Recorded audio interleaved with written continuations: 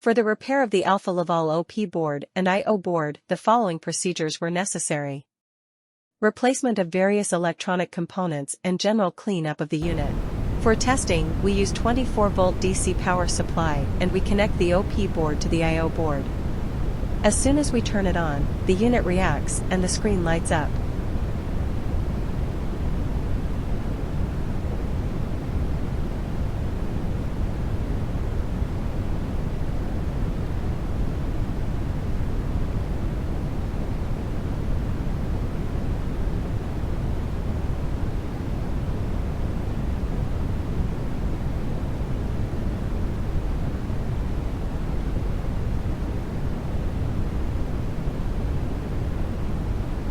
The error message is due to lack of additional units.